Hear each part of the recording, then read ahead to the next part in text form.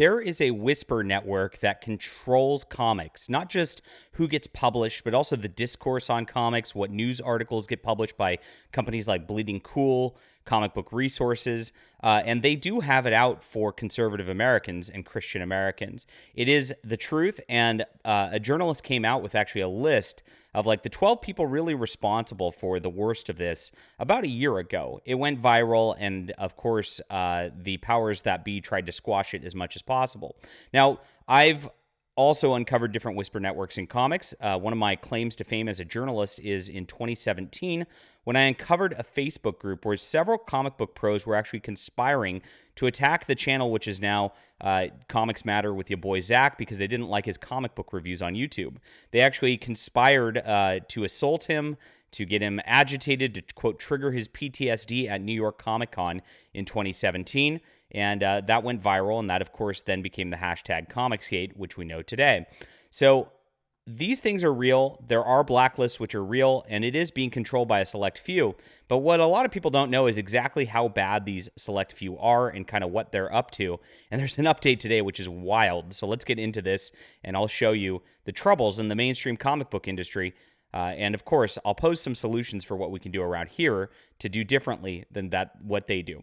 All right. My name is John Delarose. I'm a #1 best-selling author and award-winning comic creator. This is my book, Overmind. It's my most recent offering. It's a 66-page science fiction graphic novel.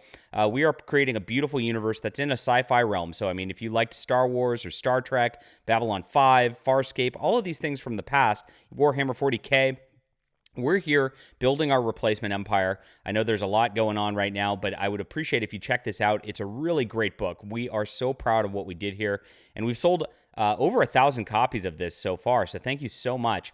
Go click the link below and grab that. We've got about 40 copies left of the physical edition that we're shipping out right now, so I appreciate you guys for being there. Okay.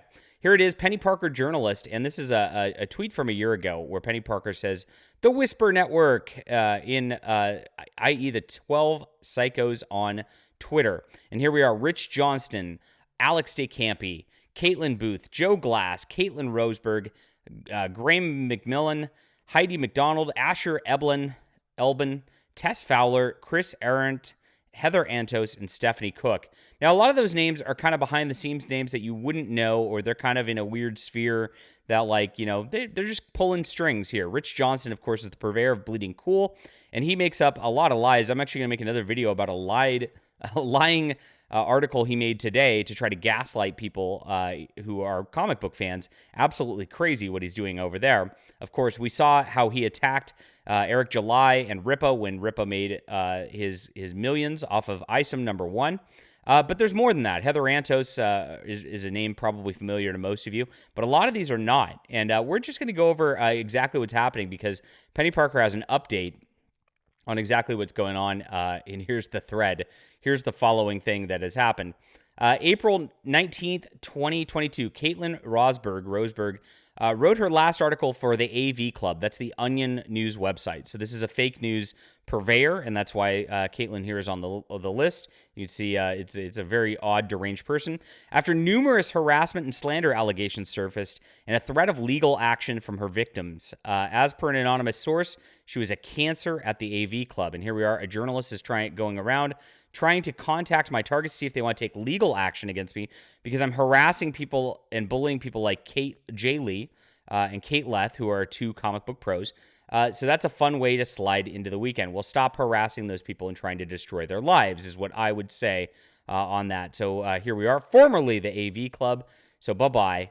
Got kicked out of the fake news. Still has her blue check mark, of course.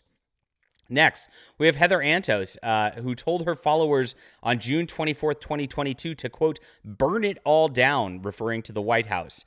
Yeah, here we go. And these people always advocate violence. They always advocate terrorism. And then they come at people like us who are like, hey, we just want to exist in the realm of ideas. And they call us criminals and things like that. It's absolutely crazy. But this is how far they're willing to go.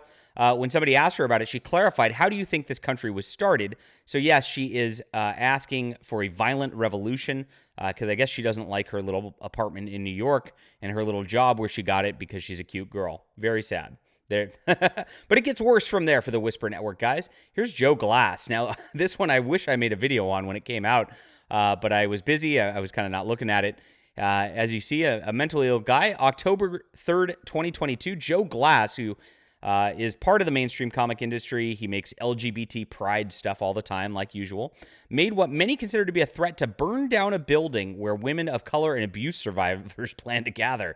The Wales police, this is real, and a terrorism unit were notified about him and investigated into him. UK-based news picked up the story. Here it is. Police investigate online threat. Oh, gosh. Get off my show. To burn the venue, hosting a feminist conference in Cardiff. Yeah, he threatened again to burn it down, much like Heather Antos did with the White House. So there you go. This is who these people are. And now we got Stephanie Cook. I remember Stephanie Cook playing victim a couple years ago, just going off on how terrible it is being a woman in the industry. Here it is. She remains wanted for felony embezzlement. Yes, that's right. In her case, theft of over $10,000 carries up to 5 years in prison in the state of Minnesota. Bill Willingham accuses Stephanie Cook of embezzlement. Cook denies and seeks legal counsel, and there is the news article there. That's just 4 of the 12 key members in the group, and this is inside 1 calendar year. The fact that CBR, Bleeding Cool, and other comic book news websites are protecting the Whisper Network by refusing to cover these instances is a great disgrace and an embarrassment. Well, you know what? We'll cover things here because these are crazy, crazy scenarios. These are the mainstream comic book pros. These are the people pushing the grooming with underage high school gay Superman, underage high school bisexual Robin. This is the type of stuff that they're pushing on everybody every day, and this is the mentally ill people who have taken over the comic book industry. This is why we fight. This is why they can't create decent products because they're too busy committing criminal conspiracies, as you can see right here. And of course, it being covered up by their friends at Comic Book Resources and Bleeding Cool. But look, we are making a difference here, guys, and we are making our own products. We're making our own news. Here's what you can do. You can follow sites like Bounding Into Comics, not Bleeding Cool, but Bleeding Fool with an F. These ones are actually doing the work and actually exposing what's going on in the mainstream industry. They're making sure that truth, justice, and the American way are paramount, and we can amplify these stories. So if you look at what the mainstream media has going on, when a story breaks with something, whether it's like ISOM or whatever, not with ISOM, but when they do it with their own books, Gay Superman, right? They're going claps for Gay Superman. They all coordinate articles together so that it all comes out at the same time. There's a huge media push. Everybody sees it at the same time. So like when an ISOM comes out, for example, I wrote an article for Bounding Into Comics. I covered it here on the channel. If everybody kind of does the same, it boosts things up. You saw that worked with Ripa, right? You saw exactly how well it worked because everybody in our circles was talking about the exact same thing. That's what happens on their side, but it's coordinated. They actually have groups that coordinate this stuff. Unfortunately, like we're such individualists, like I'm here, but the quartering doesn't really like listen to me and vice versa. And, Yellow Flash has his own deal going on. We don't really coordinate like they do. And it's actually to our detriment because if we did, we really could raise up a culture that's even bigger than what we have now. Now, I see that coming in the future. And I know a lot of the people like are very individualistic. They don't want a movement. They don't want to be a leader.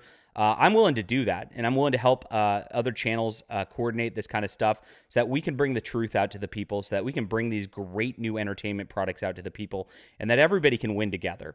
So we're going to be building that up over the next year, guys. We're going to be actively, purposefully working on it. We're going to be actively, purposefully building up other YouTube channels other than this one that are great people who are doing the Lord's work in this kind of thing. And we're going to be a counter to these like mentally ill and narcissists and criminals who are running the mainstream industry right now. We're going to be the opposite. We're going to be the truth. We're going to be God's light. And it's going to be a great day for a new culture. Let's win. Thanks, everybody. Appreciate you being there. See you soon.